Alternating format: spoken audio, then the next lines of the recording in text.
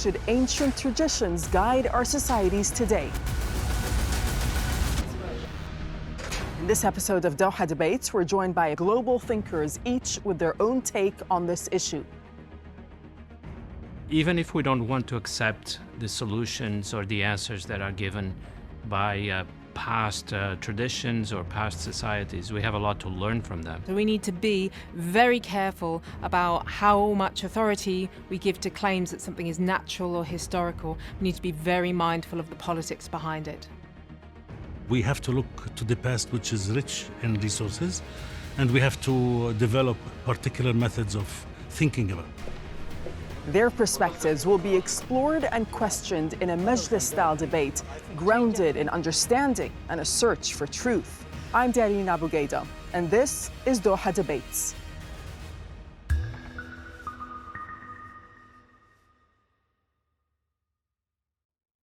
Welcome to you all. Thank you so much for joining us. Wael, is what we call progress actually moving us forward, or have we lost something essential along the way?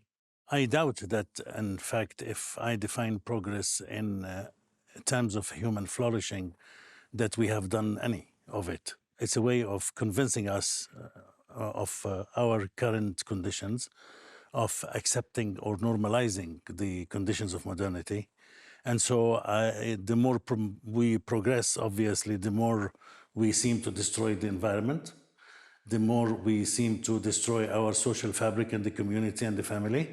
And now we are reaching a point where we have waves of mental illness that are now pandemic proportions. And so all of this is in the name of progress. So I really would like to see, other than material prosperity, which we do definitely have, other than that, I would like to see where progress has accomplished anything, where we have progressed, in other words. Bruno? I wouldn't go that far. I think of the last 3 or 4 centuries in the West as a revolutionary moment. We got rid of almost every form of authority, religious, natural, social. It was a kind of a drunkenness of liberation. And that had a positive side. I think it had a positive side on the arts, on literature, on philosophy. I'd be very reluctant to look to the past 2 or 3 centuries and not see a great flourishing of humanity. But at the same time, that revolutionary moment became very negative and very destructive. And it's not enough to build a society around revolution or around liberation.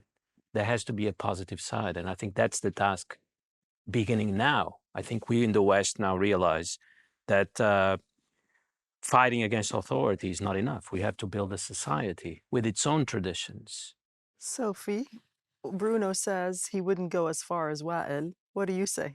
Well, I agree with elements that both my colleagues have brought up. I do think the progress is it can be too simplistic a term, and I'm trying to pin down exactly what we mean by that is tricky. In some ways, what we're talking about is the sort of age-old battle of the ancients and the moderns. Like, do we want to change everything, rip up the rule book, destabilize order because that's more creative, because more people can get involved in society that way?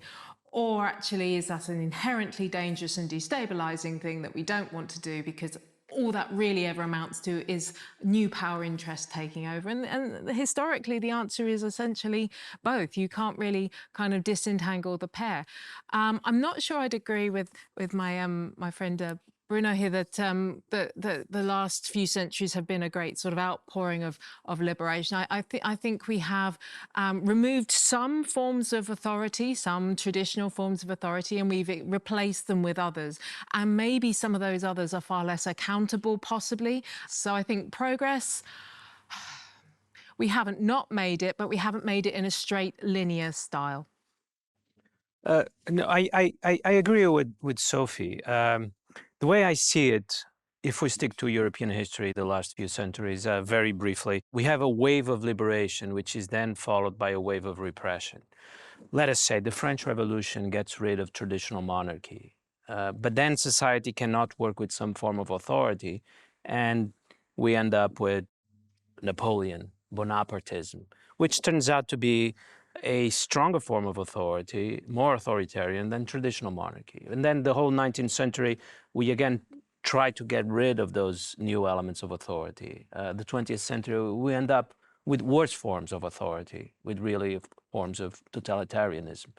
There's a renewed attempt to find a society without any element of power, any element of authority. Normally that fails. Because it's not possible. But it's a struggle that is very much a part of the European spirit. There needs to be some level of authority to like govern the people. I just don't like anything about authority. I don't like anything about power. I don't like anything about states. People just telling people how to live is just wrong, you know, like, I don't know. Or, like, did you get some kind of special information from somewhere that I don't have? I don't know, you know? It just doesn't sit well with me.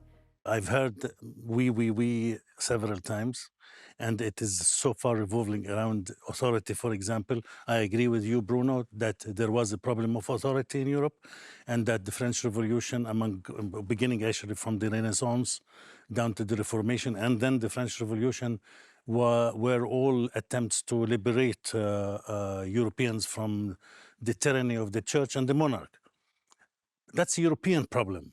And when we talk about tradition, we are talking about the world, and we should, in Doha, we should be talking about the world.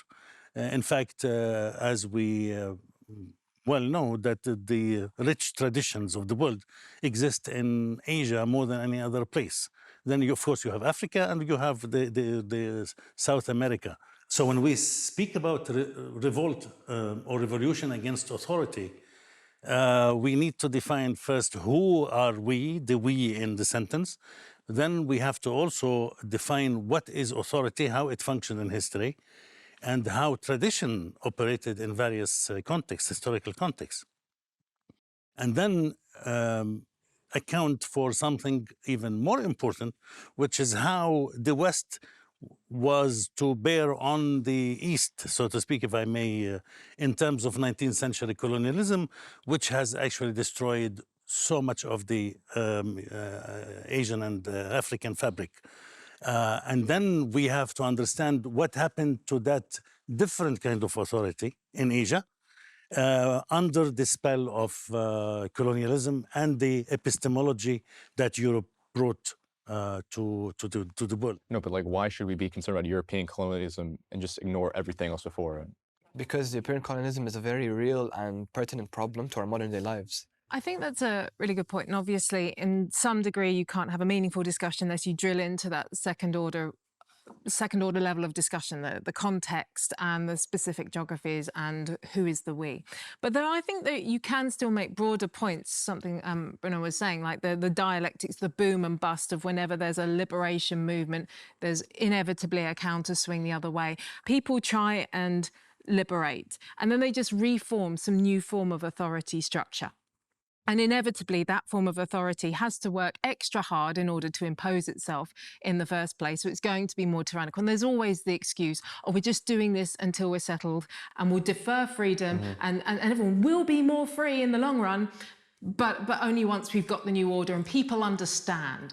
And that's my problem. I think power the world over is, you know, the liberation's never been ambitious enough. It's always stopped at one little group.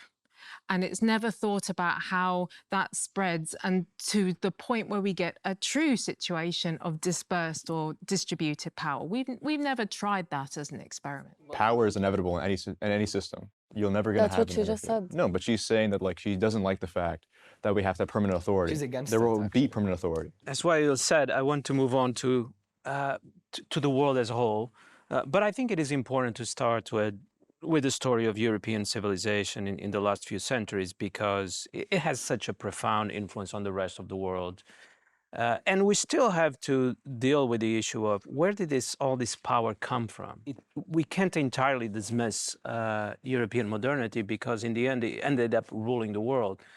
But I think at this point, obviously, some of these conclusions are being rethought.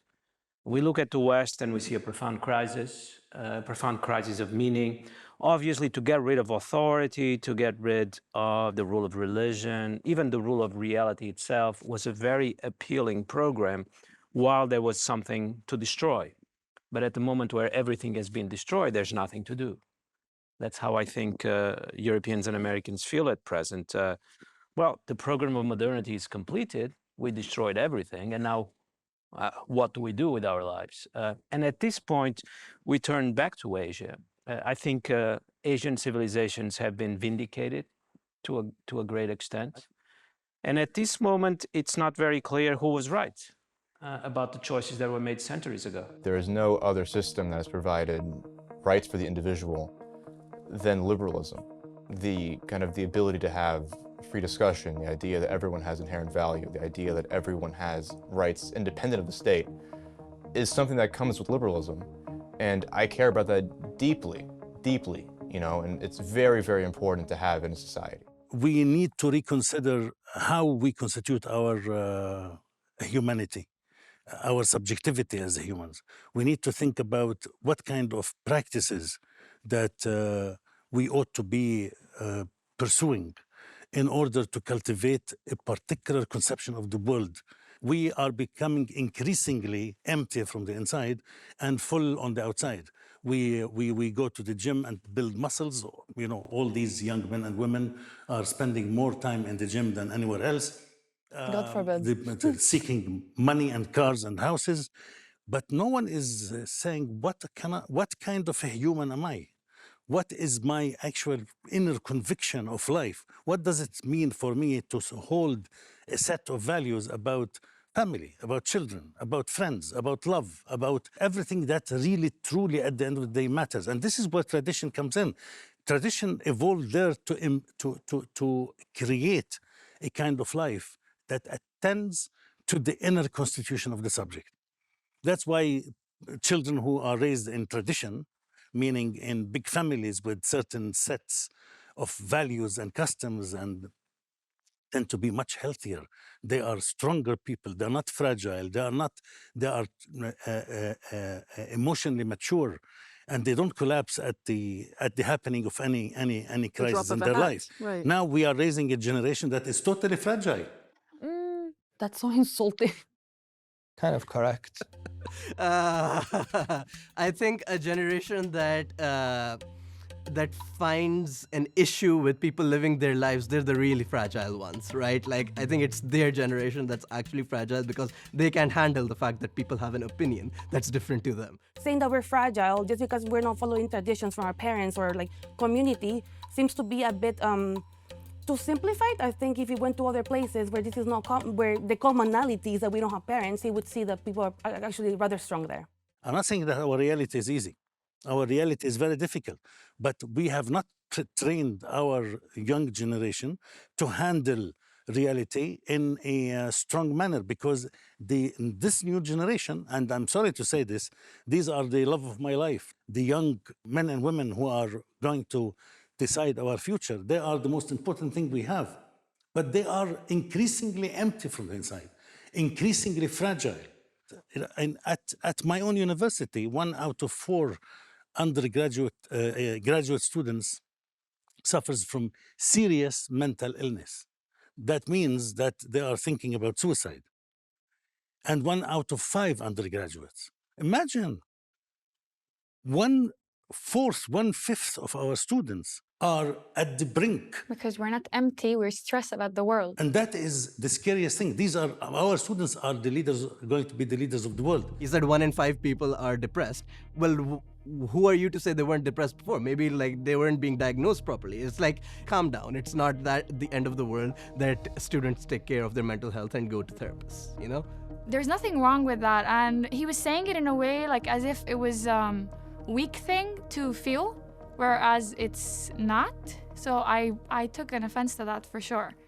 One element of the modern project was not just the isolated, alienated individual, which is the standard narrative that sort of emanated predominantly from Europe and America and lives to do nothing more than acquire and consume. However, the larger part of the modern project was actually also very reflective, and it was about challenging things that were just taken for granted. In terms of the younger generation, possibly I think it's just become more licensed and acceptable. And what I am so proud of the younger generation for is actually even in comparison from my own, there's an unwillingness to accept certain things. So I agree that there's a sense to which possibly we're talking about a slight reduction in resilience to some factors, but sometimes actually it wasn't okay to be resilient to everything. It is okay to say, no, I'm not doing that, I don't like that, that's not okay. I think the mental health situation, as you're pointing out, it's utterly grave and terrifying the world over. And in some ways, though, it's a completely rational response to the kind of crazy situation that we've got ourselves into.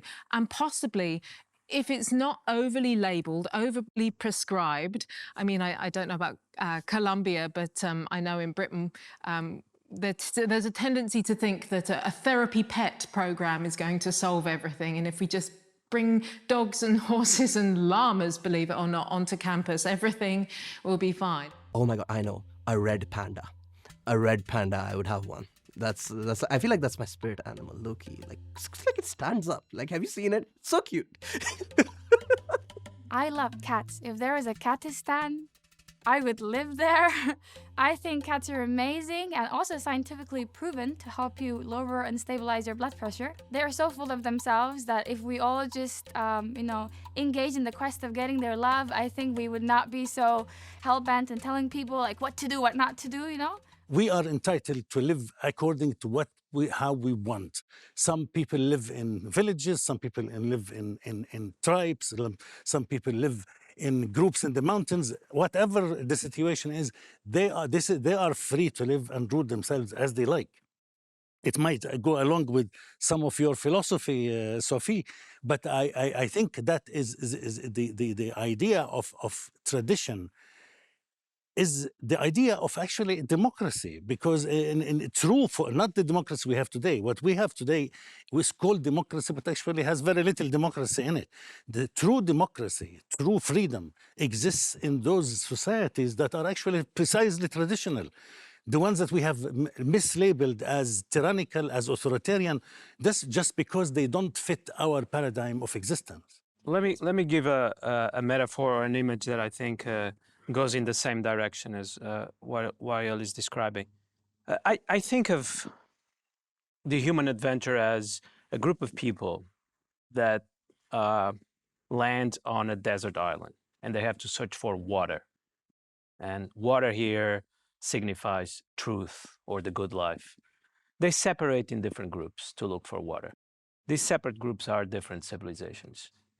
They are looking for truth in different places. And then maybe some of these civilizations end up in a swamp, and they have to get out of the swamp. But what they shouldn't do is then to criticize the others for not being in the swamp with them. I think that would be a mistake. And we should be thankful that other people in different parts of the world are looking for different solutions, and maybe we can learn from them. Now, to talk about Western modernity, I do think in some respects we are stuck in a swamp. But I don't conclude from that it was all a mistake. I think Western modernity found some important truths about the nature of reality. Those truths, by the way, were then used and applied and learned by other civilizations. I think the best proof that Western modernity was not a mistake is that it has influenced China, India, Islam so profoundly. All of them had to learn from the West. If it was all a mistake, they would not have learned from the West, and they have. By the way, in my image or my metaphor, the paths that every civilization is taking looking for water are the traditions.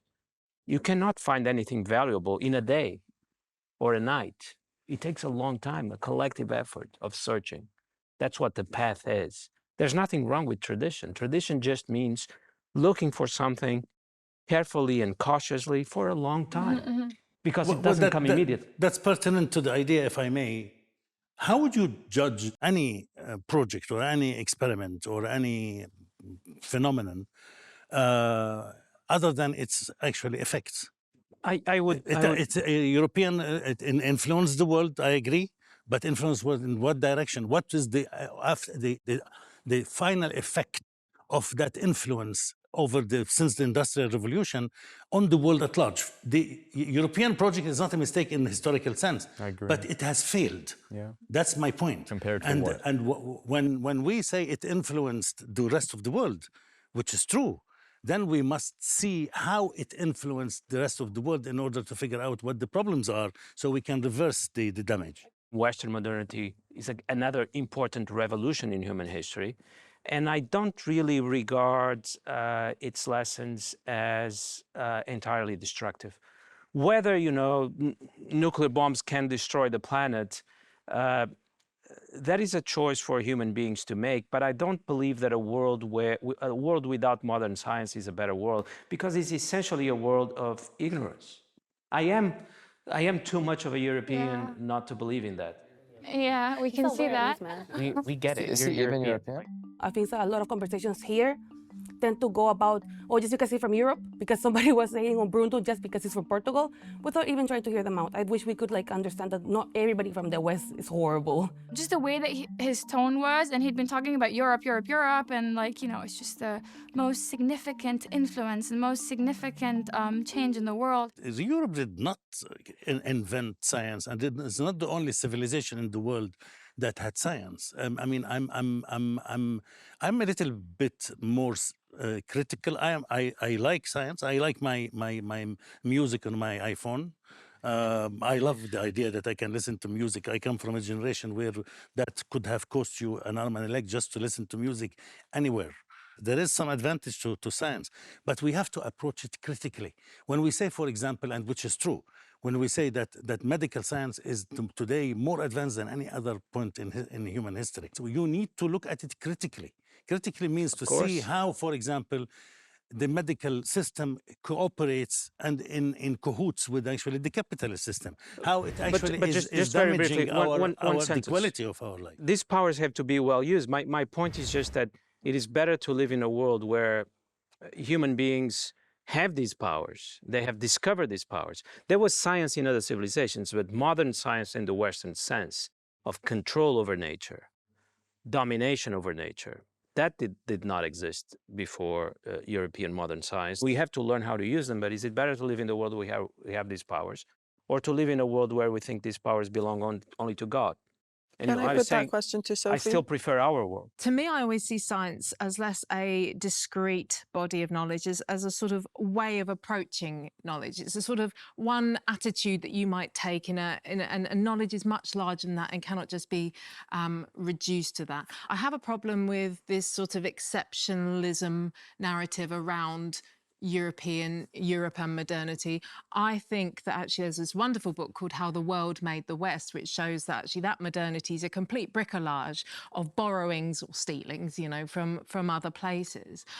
In terms of controlling nature, I do think, again, that sort of depends how you want to define that. We know that a lot of indigenous groups exercise sort of judicious practices around how they manage supply of food and maintained environments. Okay, granted, that's very different from the kind of capacity to employ technology to feed large populations, totally granted, but I don't think it was an entirely absent thing from people's worlds or outside of, I still have this problem with this hard border between tradition and modernity. I think all cultures have had their forms of modernity. If you want to define modernism as that quest to challenge what's there or not take what's there for granted, but to question it and to try and link it with current conditions and the current people in the room, which is kind of what you were saying with your definition of democracy, which I strongly agree with. In our everyday lives, we're part of economic communities, we're part of social communities, cultural communities. We take bits of our experiences all over the place. So I suppose I don't want to imagine a world where everyone's just doing their own democracy in a kind of neatly bounded way. I'm interested in how we respect that, but also know how to kind of live with the plurality of the world that we're currently living in and make that meaningful and make it more than just a kind of coexistence. So far, I love her. Of different groups. At the core, I think like, anarchy, like, I'm extremely anti-state, but I do understand that there's still a lot of like violence if you go full like anarchist. But the way that she was explaining it, she's just amazing. I'm like a Sophie fan. We are talking a lot about the critique of modernity, which is totally justified. But I would like to think about the issue that was one point raised by my two good colleagues, which is the idea of domination of nature. We need to understand how does this relate to how does it relate to tradition? What is the connection between domination of nature and the severance of a cosmology? Actually, what Nietzsche called the murder of God. How does the death of God in the European West has affected the idea also of the domination of nature? Ultimately, the modern project would have been impossible without the domination of nature. And the domination of nature came from a particular place. So one of the things that we need to understand, and this is one of the major points I would like to make in this debate. Tradition affords us probably the richest place, richest site from which we can create a learning experience about how important ethics are and how to restore them into our midst today. We have no option but to look at how did other societies live in the past and what were their systems of operation, systems of practice, systems of belief and view of the world that made them able to survive for thousands and thousands of years as humans on the face of this earth. Otherwise, we are going to continue what we are going to continue, and that is a disaster. A lot of points raised by Wael, and Yes. specifically the issue, the point he raised on severance of cosmology. What do you respond to that? To some extent, this has happened. I think in other parts of the world, not in the West, you still have a kind of traditional cosmology that has been reconstructed because of Western influence, but it still survives. Remarkably, it has survived. It is a kind of a historical miracle. The power from the West was so overwhelming, but still, Hinduism is still alive, transformed, but still alive. You know, I've praised the last few centuries of European Western history, but I can be very critical as well. When we look at the West today, there's a sense of complete chaos. There's a sense that people are not able to stand for anything. There's an enormous crisis of the traditional virtues: courage, independence, freedom of thought. If we look at the crisis in world politics today, if we look at Gaza, and we look how people in the West, not just politicians, because the tragedy is that it's not just politicians that are weak. People just don't stand up for things that they vaguely feel are wrong, but they don't have the convictions to know that they are wrong. They don't have the courage to stand up for those convictions. It's a moment of deep crisis, and we might as well admit it. Sophie, Bruno seems to say that we're living through a sort of a civilizational unraveling. Do you agree? I think the key word, well, one of the words that I found particularly interesting in what you were just saying, Bruno, is that the Hinduism, for example, Hinduism remains with us, but transformed. Yes, exactly, but transformed.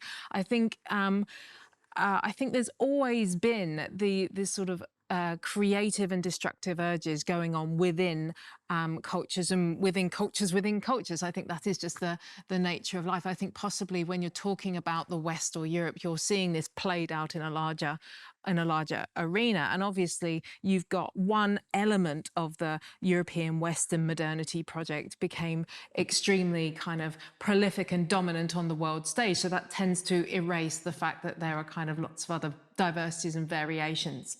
But then you've got new players coming in from technology and from business who kind of rewrite the rules faster than international law can certainly catch up. So I think, yes, and I'm sort of on issues like Gaza. Yes, it's troubling that people have been so slow to just call the crime for what it is. However, in other situations surrounding any single one of the conflicts that we're seeing now is a long and a bloody history that goes beyond the immediate assailants and protagonists, even though that does not justify obviously what is being done. So again, I'd like to put this to my fellow panelists. You know, just one sentence. Friends of mine with whom I have serious discussions about Gaza, and I ask them, why have you been silent? They answer They don't say it's because it's complicated. They say because of my career. Oh yeah, there is The that. real friends that are sincere with me tell me it's because of their career.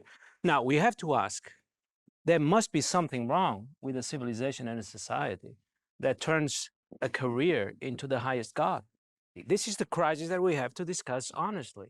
It is there. It can't be avoided. I want to, if I may, emphasize one thing about the reference to the modern traditions that you have mentioned a little earlier, Bruno. I would be wary against learning much from these traditions that existed or have supposedly survived in the modern world after the 19th century. Europe has wrought havoc with the entire system of traditions and institutions. What we think to be a tradition in the last 200 years is the wrong place to look for tradition. We cannot treat the modern condition with the same epistemological diagnostics that modernity itself created. So let me ask you then, Wael, what alternatives do we need? When you speak of them, what are they? First, to try to understand what are the problems, why we have these problems. For example, why is it that, for example, Gaza or a certain kind of politics, and now from Hungary to DC, is possible even in human history? Why do we have the destruction of the earth environmentally? These are not questions that are beyond our understanding. We are not going to be able to fix them if we pursue the same ways of thinking that we have been doing for the past 200 years. The alternative is to look at other systems that operated within a different ecology of thought, of existence, of practice, to see what people have had that prevented them from, for example, let me give you a simple example. I'll give you even two. One is the idea of the rise of the corporation, which is the cause of so much of our trouble today. In terms of pollution, destruction of abuses in the labor market, etc., etc. The corporation would never have arisen in Islam until the 19th century. It's impossible. Because the way the Muslim society has operated in reality, in practice, over 1,200 years of actual Islamic history before colonialism comes to destroy the system, there is always one thing they insisted on that was sacred. There is no way for anyone to escape moral and legal accountability, which were the one and the same, by the way. They didn't even distinguish between the legal and the moral. So in other words, you cannot have a limited liability company. You cannot risk the money of somebody else and get away with it. That's one. Second, science, because I'm choosing science in order to respond to Bruno's point about modern science. Modern Muslim science was extremely developed until even the 17th, beginning of the 18th century. The Muslim world could still compete with major areas of science with Europe. Muslims were dissected the eye like no one else until the 19th century. But when they did this, they didn't do it in order to dominate nature. This is what we do today. We want to understand the world so we can dominate it. We are looking for another planet. Our search for science today is to dominate nature, is to beat death, to revolt against the idea of death even. Muslims studied and they were driven towards science as ambitiously. They understood many things about the workings of nature. But for what? In order to emulate the majesty of God on earth as an ethical exemplar. Even when you dissected the eye, you dissected the eye to understand how God built the eye. How did he construct the eye so we can learn from it lessons and apply it in our society. Look at the difference between, these are two sciences. They are both ambitious, both remarkably developed, yet two different worldviews. Just one sentence. Let me just say that I don't regard it as a bad thing that we have usurped God's place in that sense and that we have dominated nature. Just to make clear that we disagree on this. That's where I see modern science as having a sort of ethic. It does stem from that Socratic tradition of interrogating people's assumptions, the falsifiability principle, namely that we should never take anything for granted and that we should always look around the room. Is this actually the reality for the people living it? Or are we living by these abstract assumptions and we're not rooting them in in the reality of our experiences? So I think that's, I think the sort of case for tradition you're describing is actually quite exciting, but I'd have to say it was a sort of modernist traditionalism, if that's not too provocative. The other thing I'd just like to flag something, when we're looking back again, and it is tempting sometimes to look at the kind of beautiful and very noble aspirations as they're passed down to us from other traditions, particularly religious ones. But there always has to be that note in the back of your head saying, well, you know, was everyone in that society enjoying that same kind of sort of spiritual freedom? Or actually, did that society largely depend on a small group of people pursuing incredibly noble aims and some people getting very controlled, very limited, very restricted conditions? Indeed. Exactly. Yeah, because human rights Just did like not Hindu exist caste back then, system, but yeah. you can integrate human rights with the same systems now, right? Certain liberal fundamental values are values that can be applicable to any society, right? Like me as a Muslim, I don't think every form of liberalism is something that is like absolutely abhorrent, right? I think that certain parts of liberalism, for example, like a freedom of religion, religious practice, etc., in terms of the freedom of sharing of ideas, to an extent, of course, and all of these other ideas, I think they are applicable within an Islamic paradigm, right? And I think that's how we have innovation within a society. This is how we have a society that is able to continuously progress by getting all of our each other's opinions and views, etc. There's another thing here that we need to bring into the conversation, which actually has to do a lot with with dealing with tradition. Carl Schmitt called it the age of the political. It's like a tsunami that has engulfed everything in our life. Some traditions, most traditions, as they arise in all parts of the world, whether it is in the southern belt in the United States and called fundamentalism, the fundamentalist evangelists, or it is the Muslim radical movements that are speaking on the name of Islam that supposedly existed in the past, or the Sikh and Hindu, and we know about all of these. These have nothing to do with these are traditions that are totally reinvented in the name of the political. I think that's right, because I mean, not only did every big thing become politicized, and it was no longer sort of possible to talk about the social and the communal as a different sphere, where actually things got done and things got decided, but it wasn't in that same kind of political sense.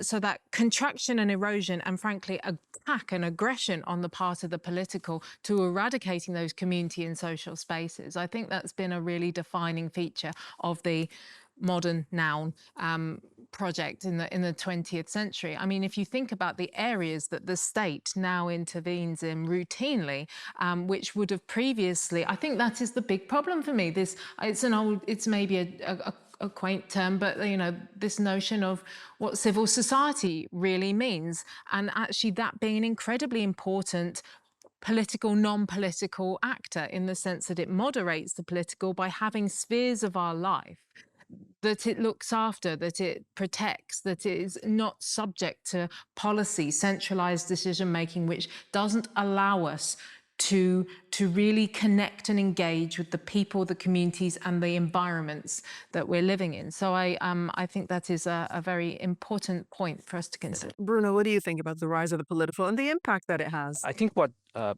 Wael is talking about, at least how I see it, maybe he sees it differently, but he's really talking about nationalism.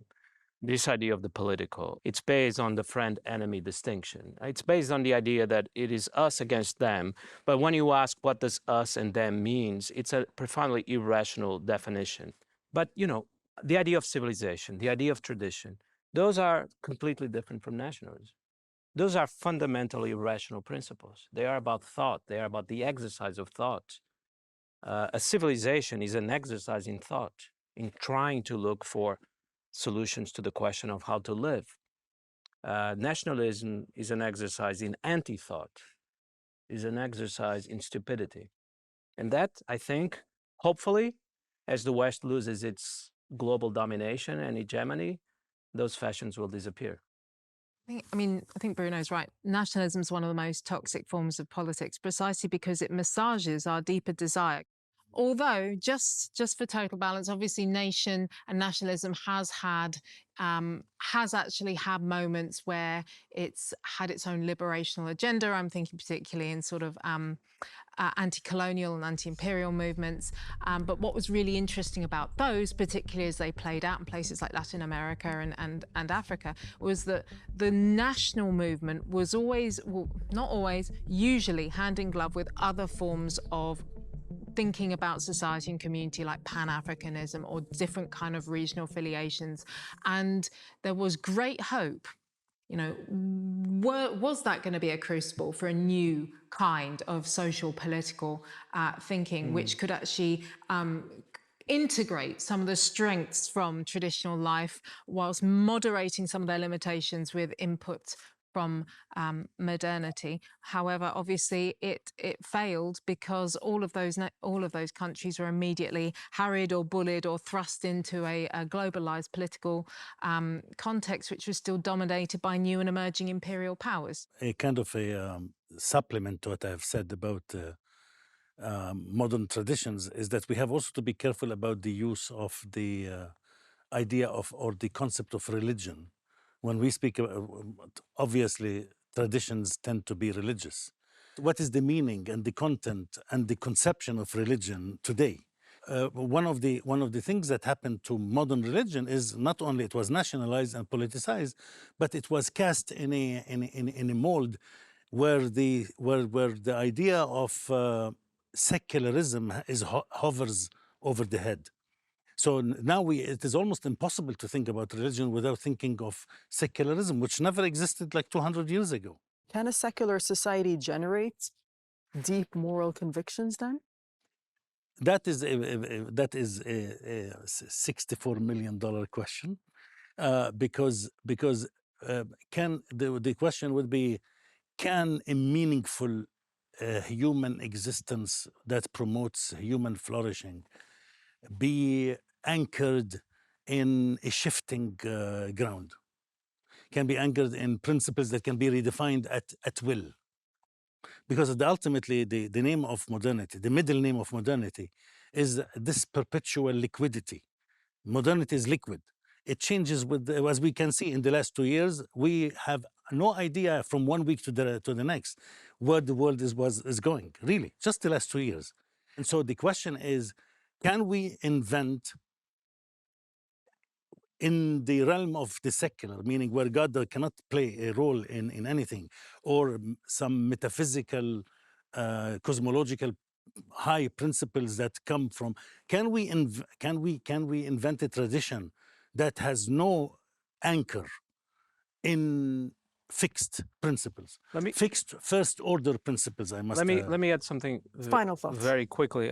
So I think the students are listening to us, and maybe one point we can discuss is precisely this point that Wael raised. The West has become almost comical in its lack of principles. For example, gender relations. There were principles that were considered to be final and the final truth about gender relations that were valid around 2018. Around 2021, they changed dramatically with the Me Too movement, and not only that. They changed almost 180 degrees. Behaviors that in 1995 were on every romantic comedy became illegal. And then with the election of Donald Trump, gender relations changed again dramatically. So the most basic element of every society, relations between genders and how they should be organized and how they should be valued, how they should be regulated, not just legally, but in terms of what is the ideal, in the West now change almost month to month. Right. How is this a way to organize a society? This is absolute insanity, right? We have to agree that we don't know anything about anything anymore. You know what? We'll see what the students have to say, and if they think that this is insanity. Final thoughts. Yeah. I do think that plurality could be sufficient of a grounding virtue in and of itself without us having to fix any other point. And that doesn't mean anything goes, and that doesn't mean you can justify anything or total relativism. True plurality means taking seriously the people in the room with you, the environment that you're in, the context that you're in, and working through what that means collectively. Okay, so this is a great time now to check in with the students and see what they think. So throughout this debate, our group of students and recent graduates has been carefully listening to your ideas and all the arguments that you've put forward. And next, I'll join them as they reflect and deliberate on what they've just heard. And after their discussion, they'll return to share their own perspectives along with questions and challenges.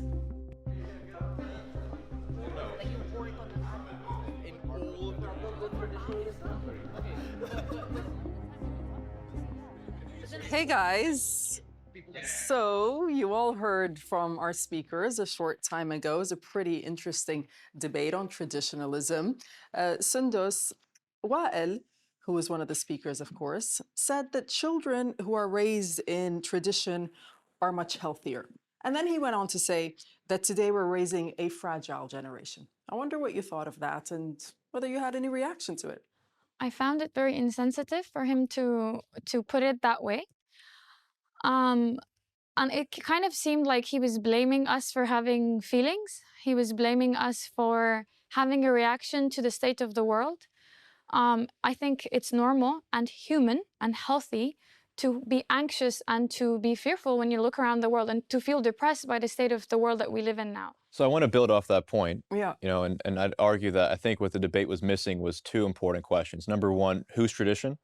And then number two, what normative political system should be used to kind of answer these issues? Because I would agree with Professor Hallaq that there is a spiritual emptiness in many people today, especially in the West. But I think that we should address the social question, the spiritual question via community and via faith and via families, and that maybe we can reduce the power of the state, but I don't think we should get rid of liberalism entirely. I agree with Rayed, right? Like, why should we actually care about people's like social well-being? Like, people are, you know, they're individuals at the end of the day. Like, the debate in liberalism, or like the whole point of liberalism is non-interference. It is the preservation of individual rights, right? If you say that there is a lack of spirituality amongst people, that is a personal problem amongst the people. The state should not be coming in and saying that this is like how you should feel, or this is like, oh, you're lacking spirituality. Like, why is the question about that? Like, if I could respond to Madassar. insane.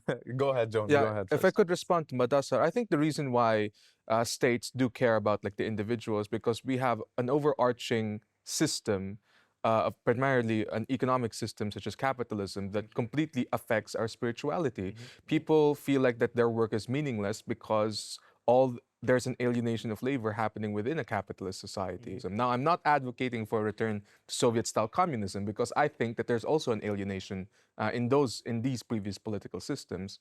But I believe that we have to seriously reckon with what capitalism has done to the spirit. When capitalism and liberalism grows, we had three things. Mortality rates of children decreased a lot. GDP increased, and the way of living increased as well. So now we die older. So you can see that liberalism and capitalism actually led to very good results. Is it a problem that maybe we're losing some type of like community or engagement with God? Maybe, but when you look at it in the grander scheme of things, I think we need to acknowledge that it has been a very good result. It really works if you try to include more things into it. So I want to... Tayama, you agree with Felicia? Because you're nodding. I kind of get what Felicia is trying to say, but I also question how long will this progress last, right? This liberalism emphasis on productivity and an extractions of resources and land is, I think, causing a lot of like not only spiritual disconnect, but it's also causing environmental harm, right? So what we're doing is we're going to dominate nature, we're going to extract nature. And to bring my personal perspective into it, like I belong to an indigenous group where our land is communal and we worship nature, right? It goes directly against what liberalism is like trying to say. And when we look at material progress, we also should look at how long this progress will last and what, like Professor Hallaq said, what even is progress. I am a Kirat. So Kirat is a minority group in Nepal, and our society is kind of based around nature worship. I mean, we have had a lot of conflict with the state about this. So many developmental projects that have encroached on our sacred land or our sacred forest. But in this liberal model, they don't understand that land can be something much more than something just to be exploited, something that is supposed to be just productive. So I feel like the liberal democracy is in a way failing us, and it's causing a lot of chaos in my country. Yeah, Hamad, so yeah, with go regards to like the argument of liberalism, I think that we have to be able to like compartmentalize it, right? When we're asking, do we have a rigid form of tradition to be able to actually fall back on? I think definitely we do. I think the Islam of today is the same as the Islam of the Prophet ﷺ himself. I do understand that a liberal point of view, for example, in terms of like organization of a government or in terms of free market, can have more innovation, can have more material, success. However, the social liberalism is, I think, where Dr. Wael and I think where a lot of us, where we begin to have this contention. The social liberalism where everything's okay, where morality becomes subjective, where there is no actual right, no actual wrong. It is actually something that we get to decide communally. So I want to take Nada, let's hear from Nada. Let's hear from Nada I just have first. two quick points to make. So it's not necessarily that Islam has literally changed and the texts have changed. It's culture is affecting the religion. For example, when people are trying to get to know each other and they want to possibly get married and we do the Fatiha, that's not a religious practice, that's a cultural practice. But we're reading Quran, are we not? The other thing about objective morals and objective truth, you know, me and Raad always clash on this like idea all the time, but I actually might have changed my mind because something Dr. Hallaq, Professor Hallaq said. So something Wael said, not something Raad yes, said. No, okay, sorry. No, but he was close. He was close.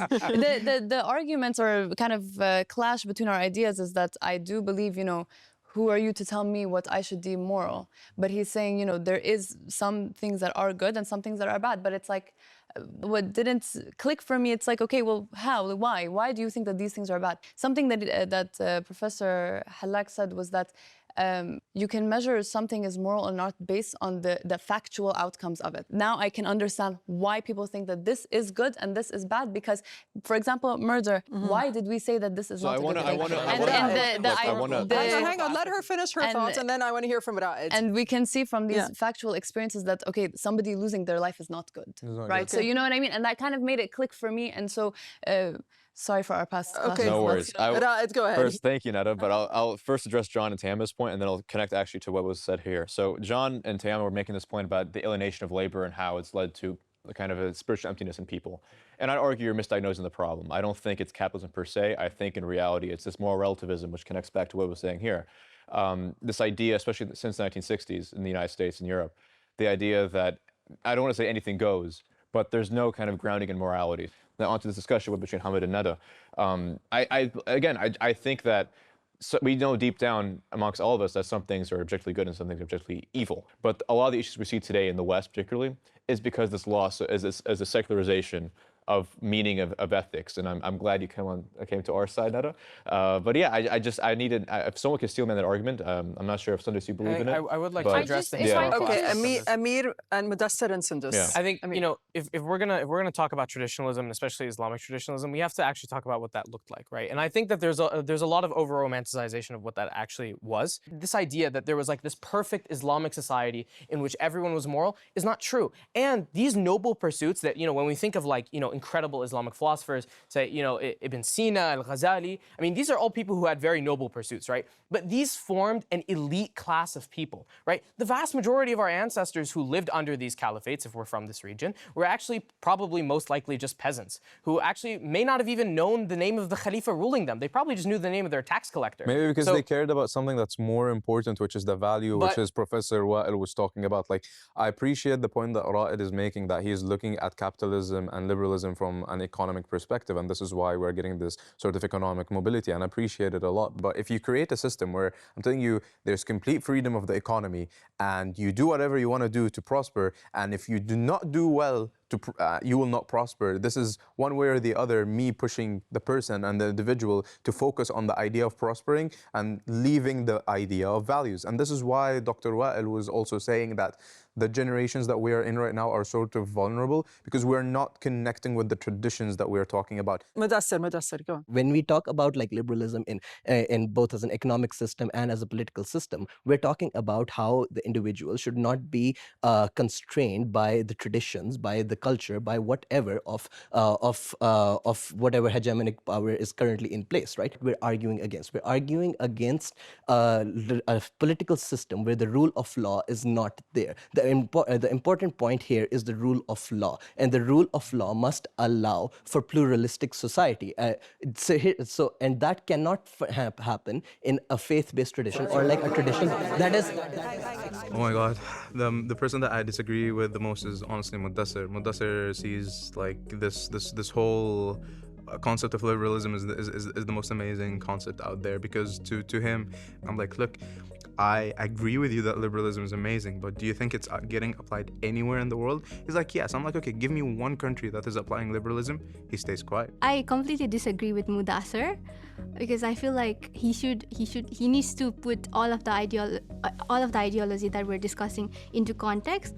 Like I think this guy is very kind of intellectually inconsistent, yeah, and I honestly thought a lot of his points were actually not points at all, right? For example, like his criticisms of the Arabian Empire or even the Islamic caliphates are criticisms that apply even more so to the liberal empires of today, right? We live in a much, much, much better world right now than we did even 100 years ago. So I really liked Nada's point about like context. I'm a Muslim. I believe in the word of God. I believe in the fact that God has told us what we should do and what we shouldn't do. But then with time, scholars have come out with fatwas that change according to what changes in the society. Another point that Nada made about Dr. Hallaq's in a way, theorization of how we can decide objective traditions and objective values or not. I completely see it when I look at it that way, but I'm thinking of what Tayama said, like, for some people, capitalism is good. Like, they're earning money and they're, like, using resources that in Islam God has given us, and we're using it for our good and for the betterment of society. But for Tayama, nature is important. So if we're just cutting down forest upon forest upon forest, we're taking away something that she feels connected to. So we have to be a little bit more open when we're talking about values and traditions and stuff. Context plays a huge Hamad's been role. wanting to come in. Yeah, Okay. I think these are all interesting points being made, but I would Yeah. just like to address the points about the historical caliphate, for example, right? So I think it was, I think Amir, he actually made a very groundbreaking point. I never considered this my entire life, that the people who actually change society and innovate and make all these inventions are a small group of people who are an elite group. Oh wow, I've never thought of this. Well, no, but it's the okay, point Amir, that let me only a continue, tiny percent please. we're living in prosperity. Okay, I'll okay. give you the chance to answer. Let him Let me finish. So I'd like to actually pose a question to the people who are actually kind of like being negative about the Islamic Caliphate, for example. I'd say, look at what liberalism has been conducive of, for example. So look at what's going on within Israel, where there is a genocide going on. Within all this liberal world order, you're still having the genocide that's going on. Look at the famine that's occurring under this liberal world order. Look at the Palestinians who are starving to death, that the liberal world order looks on. I can respond to this. So I think Hamad he believes in this romanticized notion of like traditionalism or like Islamic fundamentalism, like going back to like caliphate, that type of thing. Everyone is romanticizing the past, a past that they were not part of, mind you, and a past that they are extremely like, conflating to be like something that it wasn't. The Islamic caliphates, like I said, it's a very tiny minority of people who not just are making the innovations, that's not my point, but the idea that there were all these people who are seeking like, this pure Islam, this very virtuous Islam. This is a fantasy, okay? The second thing is, I absolutely acknowledge that liberalism has failed the world. I recognize that, right? So the development of liberalism in relation to, say, feudalism, for example, was an objectively positive development, right? We can actually take the lessons learned from liberalism, take some of its admittedly good aspects, the rule of law, political pluralism, etc., and move on into a more productive political and economic system that addresses the needs of our modern world. Okay, John Carlos. I want to hear from John Carlos and Felicia first. I think we have to do more questioning of what the state is, right? Because people often think that the state is just an idea, it's just a template where you can put in an an ideology. You could put in Islam, liberalism, communism, etc. But the state itself is an ideology. And one of Wael Hallaq's books called The Impossible State basically argues why an Islamic state is an impossibility and it's basically un-Islamic. And in it, he basically argues that Islam is not only does tradition change in Islam, as Amir has said, but it's also because Islam itself is very diverse, right? And what tends to happen with the pragmatic logic of the state is that it tends to homogenize everything, right? So even though if we could have political pluralism within liberalism, you could still see a lot of problems in liberal democracies such as the United States, wherein ethnic minorities are increasingly becoming marginalized, because also a homogenizing narrative that sort of kind of devalues these ethnic minorities, even within the multicultural framework, which I would argue is quite racist. Okay, Felicia. Yeah, so I just wanted to go, like, before we start with states, we're talking about social individualism, right? And I think we're making a huge mistake about how we're talking about it because we're being very extremist. We are saying there's no value, there's no rules, there's no morals. That's not true. We can look, for example, at Chile or Korea. Korea and Chile, they're very individualistic, they're very secular, and they're very liberal. And what? They're conservative.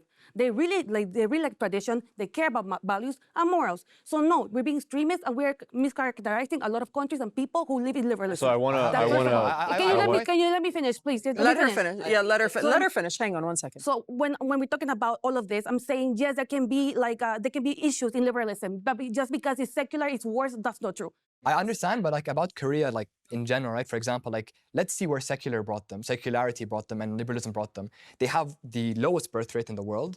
They have one of the highest suicide rates in the world. They have this insanely, absolutely toxic work culture. You're not critiquing liberalism, you're critiquing materialism. You don't know if that's secular or not. Yeah, I know. I'm critiquing materialism as a concept, and I think that like social liberalism, which gives rise to the materialism due to a lack of a moral framework that is there's no lack of moral framework. Okay, that's it, and I want to hear from Tayama. I think there's a miskindy. I want to emphasize the fact that liberalism is a political ideology, not an overarching world ideology. Because let's look at the tenets of liberalism. One of the core facets of liberalism for it to succeed is having an overarching monopoly of violence. So if we're talking about Israel, that is an issue of empire and imperialism. That is not an issue of liberalism in and of itself. Liberalism as a concept is limited to the state, however you want to define it, state, province, country, whatever.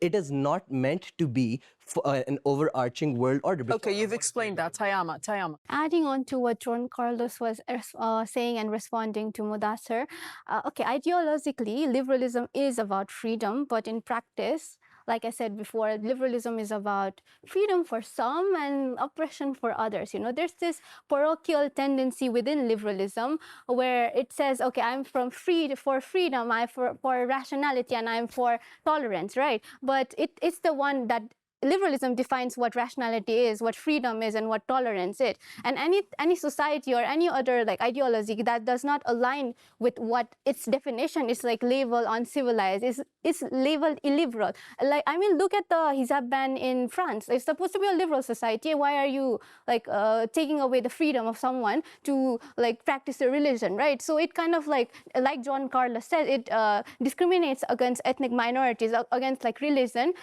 So I don't think that liberalism results in pluralism. The reason why I was the most drawn to Tayama's argument is because as a Muslim, I strongly am inclined to anyone who has strong morals. And that's what I saw in Tayama. I thought that she was kind of protecting her worldview, her arguments, her morality against liberalism. It was similar to my own perspective as a Muslim. I believe that like we need to have morals that go beyond this world, like go beyond the tactile, the material possessions, etc. Is this need or this desire to return to tradition, do you think it's a genuine response to modernity's failures? I mean, it could be. I mean, it definitely is. But I think that, as I think people have already said, like what people define as tradition typically is just a modern version of what they think it was. That's what fundamentalism really is. It's like their imagination of what it was like 100 years ago, which it really wasn't the case. But I want to really tack on Tayama and Amir's points from earlier. So Tayama, you argue about pluralism and how it doesn't work in liberalism, but you're really critiquing kind of the method, not the actual system. So of course, I disagree with France's burqa ban or hijab ban, right? I don't think that's great. But you can still have a liberal system and also have people wear hijabs. Like you're critiquing an example liberalism, but you're not taking the actual system. So Amir, I want to tack on your alternative. So you critique liberalism, talk about big game about how it's bad. Your system not only takes away prosperity from people, which would be collectivization of resources, you actually take away the overall wealth. And we've seen historically that it leads to very bad tyrannical systems. And that is why I argue no other system besides liberalism has come close at advancing human prosperity. None. Can I clarify something though? No, point taken. This side of the room, have we lost something essential in modernity? Yeah, so that's my question to Ra'ed, right? Like you're talking about how liberalism is basically not working because of some methodologies that are there, right? And the idea with liberalism, which I was talking to Mudassir about earlier, is that if you have an ideal that sounds very good and you try to always keep chasing it and trying to improve to reach it, but you have never reached it over this entire period of time, does this system that you're talking about Because whenever exist? utopia, I acknowledge human nature exists, right? The problem with communism is that it takes away entirely. It tries to achieve some sort of utopia at the end of the day. You're never gonna have a perfect system. Like, but I'm sorry, but the Islamic State, for example, it was not perfect either. It wasn't perfect. But if you're talking about it from the economic perspective, you had people that were able to actually have their own businesses and their own ideas and contribute to the community. We live in much better society than if your great-great-great-grandfather living under the Abbasid Caliphate or the Fatimid Caliphate was living in dirt poor poverty and did not know how to read or write. Okay. Right? The average person in Egypt today, for all its faults, right? And I wouldn't argue it's a liberal society, but under the liberal world order, is better off today than it were 800 years ago. I disagreed with Ra'ed. He's making it out to be like it was just bad, and somehow modernity just means, and westernization just means we're better somehow. Like that conflation between like modernity, that conflation between West and being better. Tayama, what do you think? Have we lost something essential in modernity? We've lost a lot of like tradition in the process of reaching modernity. Like even liberalism as a model was kind of like imposed on a lot of post-colonial countries after like colonization, right?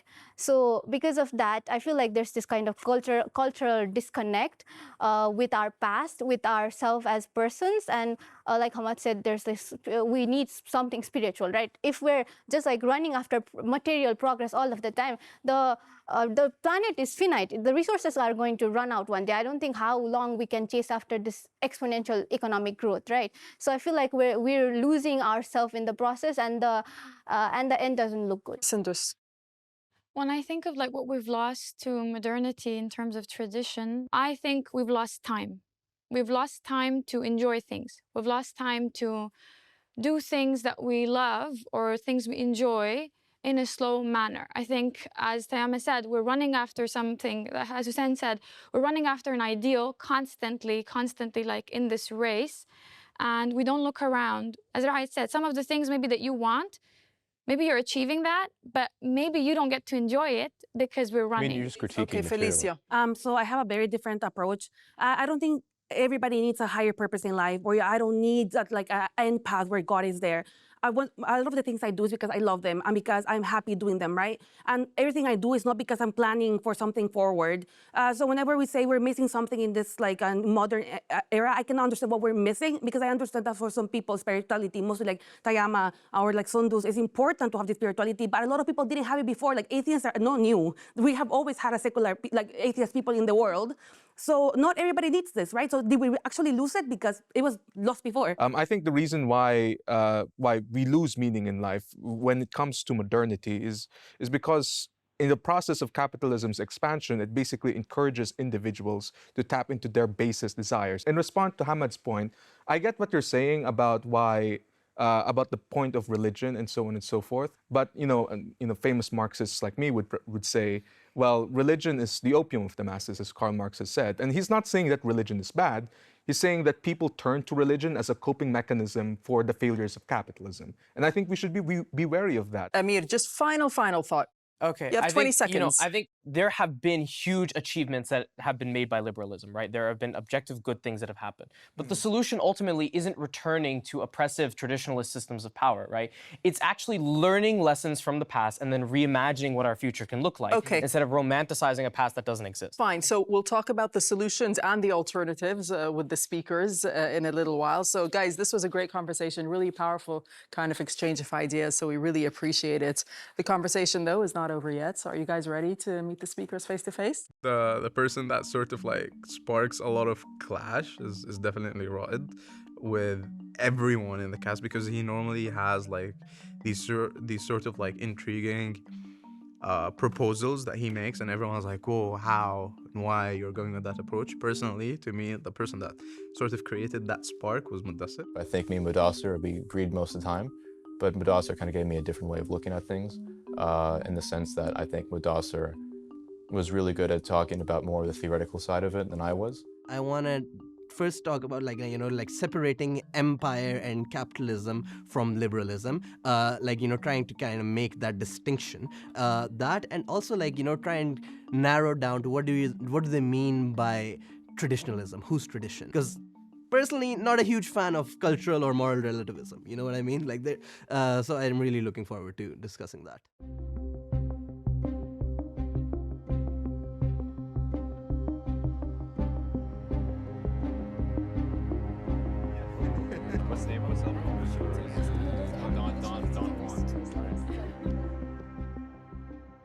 So we're back here in the Majlis, and earlier on we heard some compelling arguments from our speakers, which was followed by some interesting deliberations by our students, some really thought-provoking conversations, which I'd like us all to share now. And Bruno, I'll start with you, because a while ago you used an analogy, right?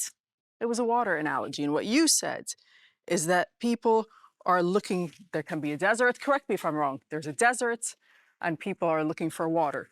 But my question to you is the source of the water all the same?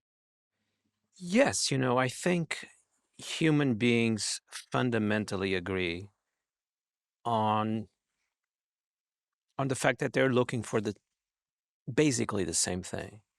They're looking for some source of truth.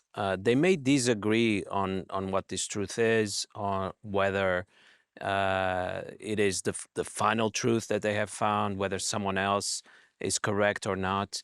But the fact that we can talk, the fact that we can discuss, the fact that we can have dialogues like this one, shows to me at least that we have a fundamental agreement about what we're looking for. And in some cases, we can even agree that we have found it, but I don't think the search is ever over. Sophie, are the water wells all feeding from the same source, do you think?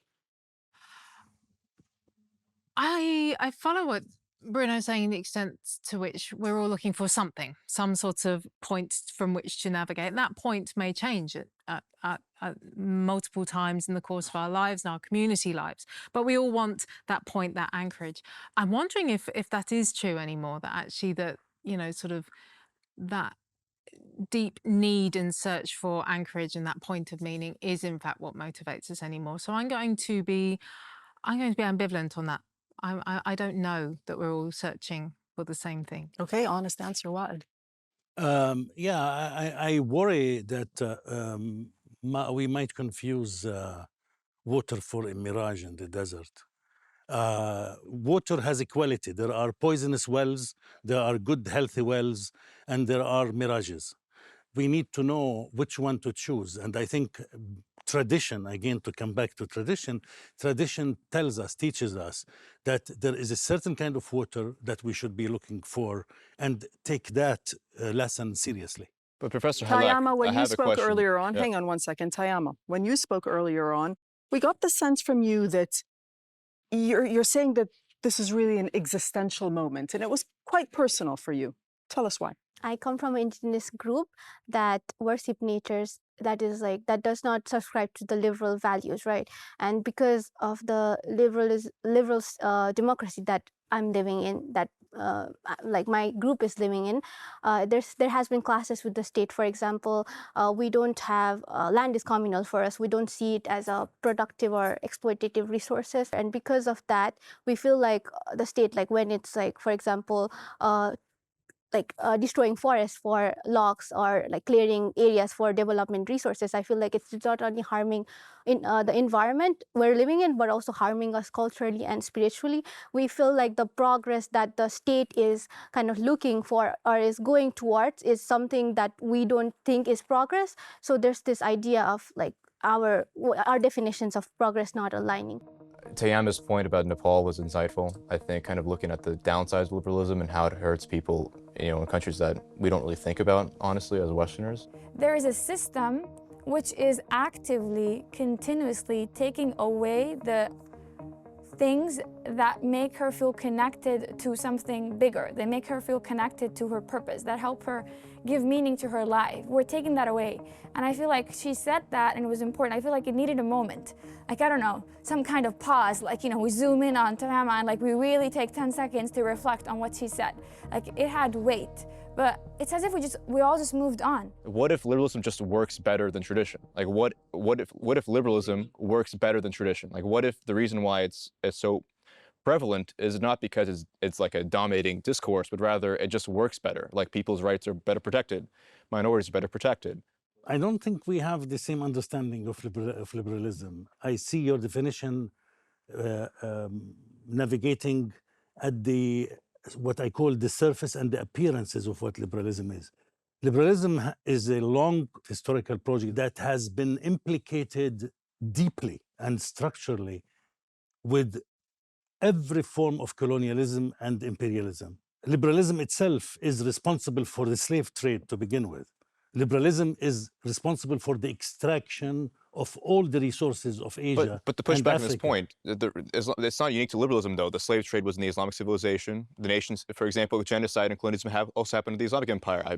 The Armenian genocide happened under an Islamic caliphate, right? Yeah. So it's not unique to the state. That's true. But again, here, there's another problem in the argument in that we need to be very careful about our language. When you say slave, this is something we throw freedom, whatever, equality.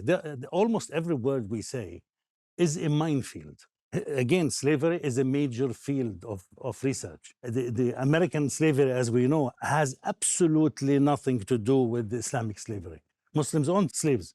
And we have not only anthropological and historical evidence of it, it is enshrined in the law of the Sharia. That has absolutely nothing to do with I'm not saying it wasn't slavery. There was a strong notion of slavery, but it was still, the quality of it is a different kind of quality. Okay, John Carlos, what do you want to say? So you mentioned about returning to tradition, right? And a lot of us have criticized your view about which kind of tradition, and that tradition, as we know, even Islamic traditions have continuously changed over time, and how culture influences tradition.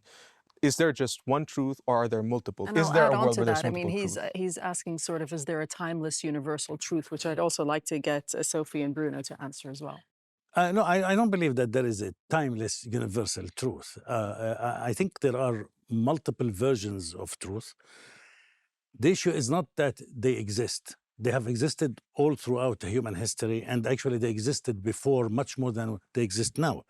Again, one of the myths of liberalism that it can tolerate diversity. Actually, liberalism cannot tolerate diversity. When, as we know from actual political experiences, when a democratic government is elected in a certain place that is not desirable, it gets destroyed. The question is, how do the traditions that differ with each other establish certain kinds of relationship with each other? The pre-modern traditions, generally, were much more tolerant of each other and accommodating of each other than the liberal tradition of today. No, I agree with this fundamental point. I think Westerners today find it very difficult to accept that, but I think it's what history teaches us. There's clearly something about Western liberalism or modernity that is very intolerant of alternative ways of life. On truth, my concept of truth is very expansionary. It's similar to life experience. The universe is expansionary in that sense. It allows you to discover new things. Doesn't mean that what you find is not true or not valuable. But in that sense, there is never a final universal truth. And that's why in my analogy of different civilizations looking for water in a desert, explains why we shouldn't be angry that other people have different opinions. What I find sheer lunacy about Western modernity is that we get angry that there's someone in China or in India looking for water in a different place from where we are looking for it. Sophie, go ahead. Give us your Sure, definition, sorry. and Modesta wants to jump in. I mean, I mentioned previously, so I think we all know where I stand. I'm definitely a pluralist on this issue, and certainly what Bruno's saying makes a lot of sense. That we in this ever-expanding universe, more truths and true possibilities, I think that's a phrase I'm particularly interested in, true possibilities become apparent to us, and that's important. And it's that diversity that's actually going to help us. Going back to your question, which was, I thought, very good. How do we respond to the fact that liberalism seems to work? Now, obviously, we could question, do people have any choice but to accept it? So liberalism as a political project finds itself in a paradox, right? It says, we want everyone to have liberty, but we're going to define what that liberty looks like, because if we don't define what it looks like, then nobody will have liberty. And it's a vicious circle. So why does it work? Because it really does. It does, you know, try and tackle that problem of plurality and complexity that modernity's laid bare. So it does work, but there are certain people with very vested interests in it not working for everyone. If we didn't have liberalism, none of us would be sitting here having this debate. Like, first and foremost, like the plurality of ideas really does stem down to the. As a historian, I beg to differ, and I should register it strongly. If you knew, for example, what the majlises of the viziers and caliphs in Islam contained, and which people came to debate who, and the variety of opinions and even beliefs. We have no prerogative over free speech, and in fact, we don't have much of it. When we talk about like liberalism, right, I think we have this conflation, like we tend to do this a lot, not just with liberalism, but any sort of like oppressive system, right? And secondly, when you talk about truth, right, like truth fundamentally is the truth, right? So when you say that, oh, like maybe you can have multiple ways of getting to the truth, but a truth must exist, because a world without just one truth is a world of endless conflicts. I would like to disagree with sort of the idea that, you know, liberalism can't be attached to empire because empire kind of, you know, uses whatever ideology. Empires can use liberalism as a justifying ideology, but simultaneously it's also a structure, right? Systems of inequality created by free market practices under liberal ideology. That is also part of how empire functions, right? And that creates a lot of the inequality we see in the world today. We do have to kind of consider the economic aspect here. Okay, let Wael respond to both what Amir had to say and what Modesta had there to say. are many words flying around that we need to take each word and analyze it carefully. There is lots of universalization too. You use the word empire, again, like slavery. If empire always is the same everywhere, what's the difference between the Roman Empire, the Muslim Empire or empires, and let's say the liberal empires, beginning especially with the British Empire in India and elsewhere? The liberal empire is the only empire that tried not only to colonize and extract resources of the colonized, which every empire does. To that extent, I agree. But Europe is the only, because of its Christian history, is the only empire or set of empires that try to literally change the nature of the traditions and the humans that inhabit these traditions and make them European in its own image. Not all empires are the same. Jews and Christians and many others, and I'm one of the legacies of this long history, lived under Muslim rule for 1500 years. They remained Christian, they remained Jewish, they educated their children as they see fit, they defined their own sense of a human flourishing. And they became ministers and the big physicians of the court. The biggest traders, the richest people in Cairo were Christians and Jews. All I hear from you, and forgive me for saying this, all I hear is the regular stereotypical cliches that are circulating in the West, and we just keep repeating it. So begin to check every time you hear, is it true? Is it this? Is it if that? we're talking about the history, though, I think the problem is that we're being far too generalizing here. Were there moments of religious pluralism in the Islamic world? Absolutely. But then, for example, if we take a look at the Umayyad Caliphate, the fact that non-Arabs who had just converted to Islam still had to pay jizya, for example, which is the whole reason that the Abbasid revolution began in the first place. Or, you know, I mean, the Ottomans, for example, the millet system is for its time, a very progressive way of having religious pluralism. But I think today we would recognize that creating separate legal categories for every religion is not an efficient way to run a society. I think you are So- idealizing liberalism in, Well, no, in I'm integration. not, I reject liberalism, but I just don't think that the solution would be to go back. I'm sorry. I think you are comparing apples with oranges here. You cannot just go to the United States and say, I am here, I am a Christian like you, so I'm an American. They will tell you, no, get out of here, especially now. And you have to go through the immigration naturalization. Naturalization in the modern state is conversion in the old days. Okay, Can I talk about Me, as a medical student, I don't really have that much historical knowledge, right? So when especially these social studies, and they start like talking about like the history of a lot of the time I can't repute them. Yeah, I'm at a loss for words. So I felt that Dr. Hallaq, mashallah, he really was able to use his historical knowledge to give them an intellectual beating. And this is really what I wanted from the beginning. I would like to start by agreeing with Dr. Hallaq when he was talking about acknowledging the fact that liberalism is allowing you to have this space to be able to speak. That's true. But then we also have to acknowledge that there are people who are not being allowed this space. So no system is perfect, first of all.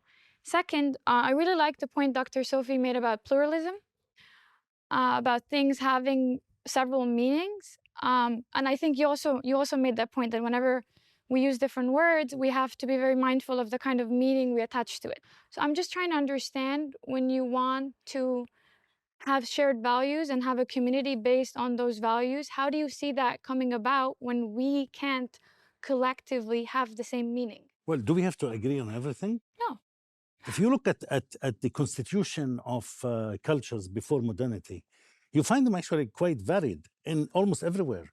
The Chinese, the most powerful Chinese commanders and men of state who ran the whole empire were actually Muslim. Under the Umayyads, again, Muslims and Christians were under the Abbasids. Later on, under the Mamluks, the variety is staggering. The British Empire colonized India for 400 years. There wasn't a single Indian in the British Parliament for 400 years. Can I Okay. maybe add to Felicia, that? yes. Can I come in after Felicia? Felicia, Yeah. go ahead. So I won't really go into history because I might not be as well known about it. But I wanted to go more into the future. So every time I think about how we're gonna do this, I was thinking, can we just use liberalism as a foundation and then keep adding to it, like as Dr. Sophie said? Because I think that liberalism of itself, at least in my opinion, is not exclusionary. There's multiple laws in human rights that fights for like human rights equality for women, for people who are marginalized. Are they perfect? No. Do we need more culture involved? Yes. Do we need religion to be involved? Yes. So I always like aspire that we find a way where liberalism can be a framework where we try to understand each culture. As Sundu said, it will not be perfect, and we cannot do that. I think the best way to go about it is respecting human rights, making sure that they're safe, and our culture as long as it's not a threat to other people. Bruno, what do you think? Bruno, what do you think? I agree with you that liberalism is important, and it can be present in every society, provided that by liberalism you mean something like liberality, you mean something like generosity, which is present in every civilization and in every historical period. Every civilization at its best, even 2,000 years ago, 3,000 years ago, 4,000 years ago, at its best, it's liberal. At its worst, it's oppressive. That applies to modern Western society. It applies to any society in the past. And so it's always a struggle inside every society to create the conditions for what I would call liberality rather than liberalism. The problem with liberalism, and here I agree with the professor, is that liberalism is a program. Is a political program to be developed over centuries. So, when the Jews are expelled from Christian Iberia, this doesn't obey a program to be pursued over centuries. And what we find in modernity is a systematic program conducted over centuries to destroy civilizations that are considered illiberal. So in that sense, I think liberalism in the modern variety carries a kind of original sin that you don't find in other societies. That's what I agree with the professor. You can jump in briefly, but I want to hear from this side of the room. Hussein, Hamad, Nada, we haven't heard from you yet. Ra'ed, very briefly. On your point of civilizational states, So I agree with kind of your framework, but I disagree with kind of the relativism of it. And what I mean is this. Again, of course, China, India, these countries have different values and systems than the West and the US and Europe, of course.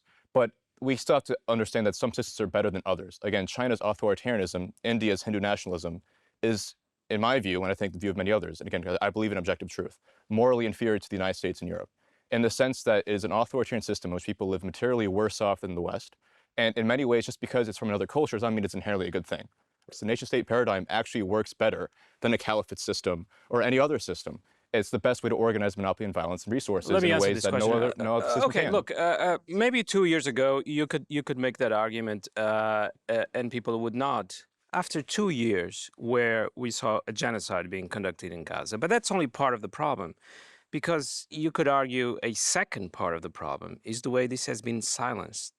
Through repression, through destruction of individual lives, through a manipulation of language that I have not, in my historical studies, seen anywhere else. So, Dr. Wael, you come and say that we have the ability to dismantle the state nation, and we have sort of the same idea of pluralism, and we can sort of dismantle the state nation. And you see that liberalism works as a social project rather than a political project, right? So when it comes to politics, any sort of ideology, tradition, or system that we're going to apply, it can work good in the social project aspect. I feel like it's a higher probability to work in the social aspect, but as soon as we politicize it, it becomes a problem, right? So I want, like, between all three of you to tell me what is like the best system that if we politicize, we finally will not be fighting in the way that we're You've having taken over my here. question, actually.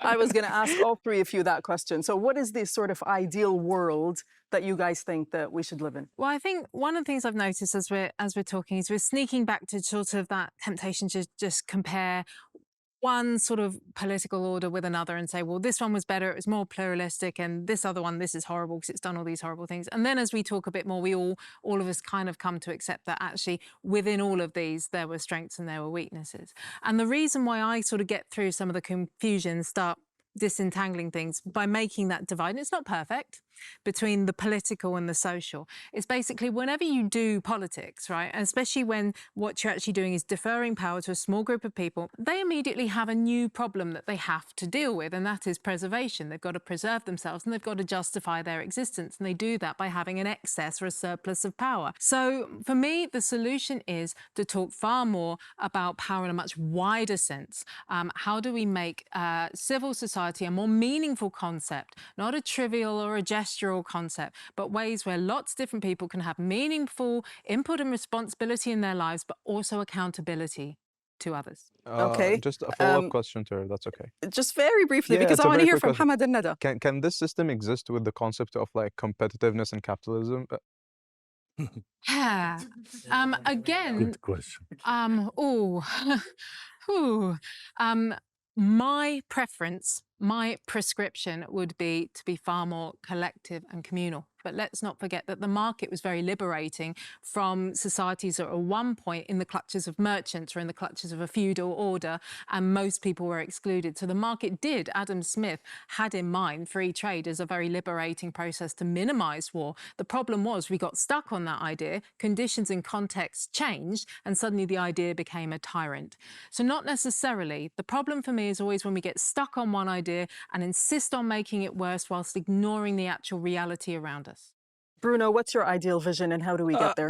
We need some sort of universalism because I think the problem is we're tempted to see everything that is good in our societies or our regimes, and then we see everything that is bad in the other societies, other regimes.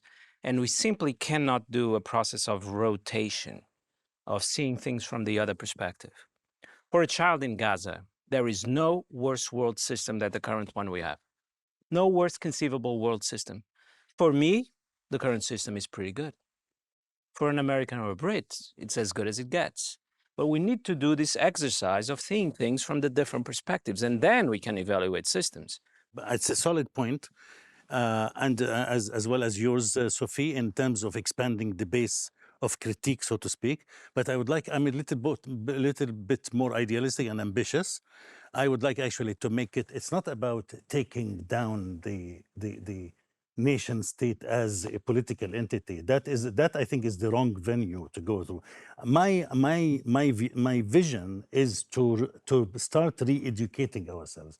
A project of understanding, diagnosing the problems that we have, which lead us to what we need after we diagnose. It's like diagnosing the disease in a body so the doctor can prescribe the medicine. Okay, Hamad. I have a question. So as we see here, we're all in Qatar right now. We see that it is a wonderful blend of tradition and modernity, right? And it kind of made me wonder, is it possible for liberalism to actually work with tradition? Because it made me think of the example of the World Cup, right? We have as much a elegant marriage between tradition and modernity here in Qatar. And even so, still, people were still not pleased. It seems that liberalism has to conquer everything in order to be satisfied. So I want to know, what do you guys think about this? Like, do you guys feel that liberalism can be compatible, if this like deep secularism can be compatible with any form of a traditional society? Because it seems that if you let them in, they won't be satisfied until you let them have everything, and then you won't even have any of your tradition left. Okay, Bruno, quickly answer this. If it stopped there at a sort of a lecturing, you're not good enough, you have to reform, you have to become more modern, that would be fine. But what we've seen over and over again is that it very quickly gets from there to the fact that you're not really human, you're a danger to us, you're a threat, you have to be contained. And then it gets from you have to be contained to perhaps you have to be eliminated. Perhaps not all of you, only your leadership, but your collateral damage.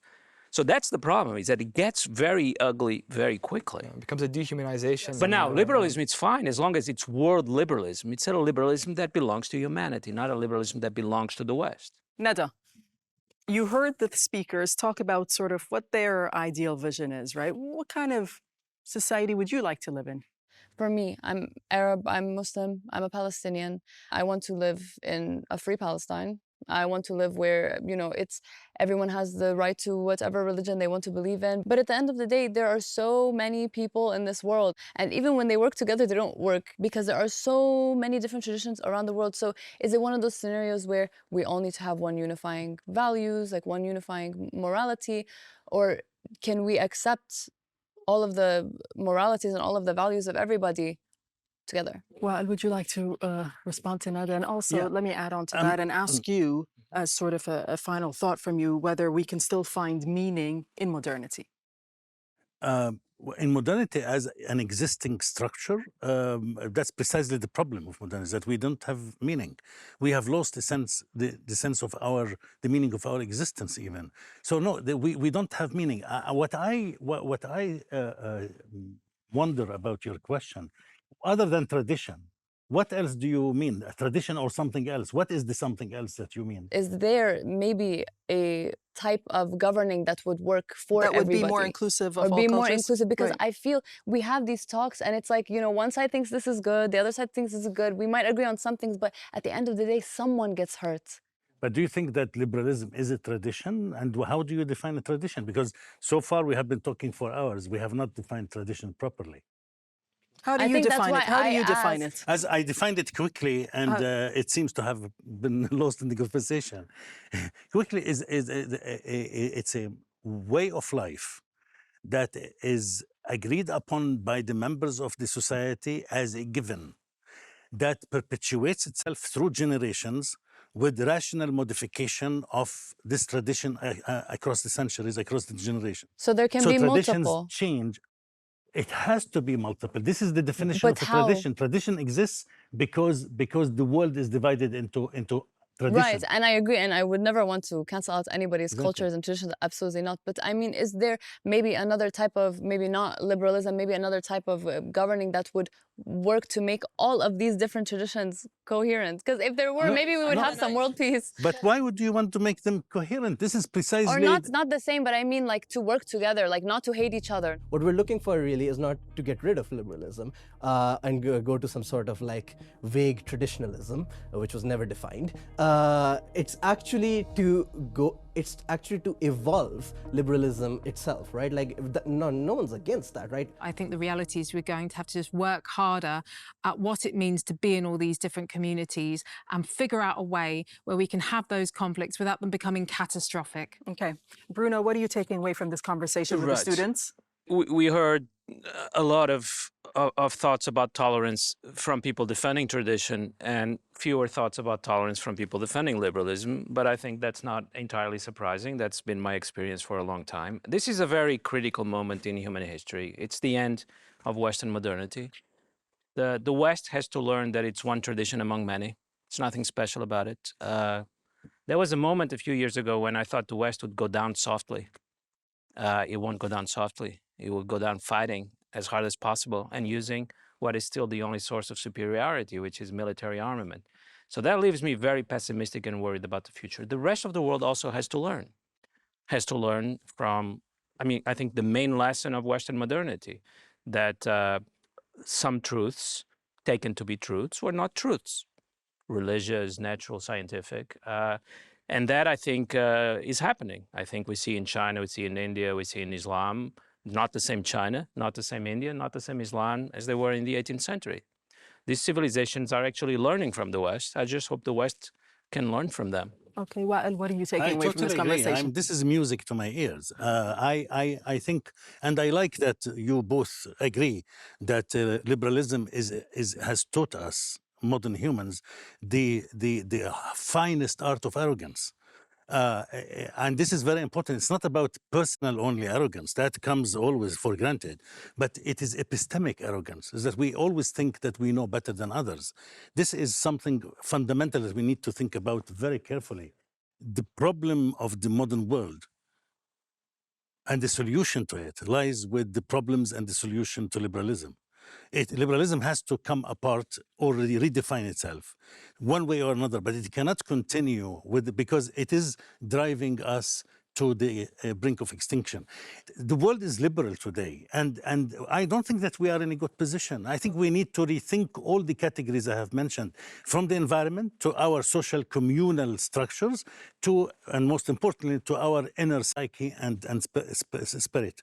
This is fundamental. Sophie, what will you take away from this conversation with the students? We're running out of time, so keep it brief. Sure. Well, actually, I'm going to take away an enormous amount of confidence, because I think the most important thing right now is we're all having these challenging conversations, and we're all confronting that process of confronting modernity's inner arrogance, but at the same time, in doing so, re-injecting humility and hopefully finding some of the positives from that tradition, whilst being very open to hearing what other people have to say. I think that will be great if we can continue in that vein. Fantastic. Okay, so a lot of food for thought. I'm sure the students agree with me as well. So thank you so much for all of that. That brings us to the end of this episode of Doha Debates. Thank you to our speakers, as always, to our students, all of you for watching and listening. And we've explored bold ideas. We've challenged assumptions, and we've opened space for understanding with respect and curiosity at the center. The conversation doesn't end here. Now it's your turn. What do you think? You can share your thoughts, your questions, your own perspectives. We're listening. At the end of the conversation, I don't want to bring up names or anything, but a lot of people who are very traditional, very extremely, radically, were laughing and even seeing see you are the arrogant one because you are the most Western. When in reality, I think we should have tried to tackle the issue that a lot of traditional people tend to be very arrogant and very entitled.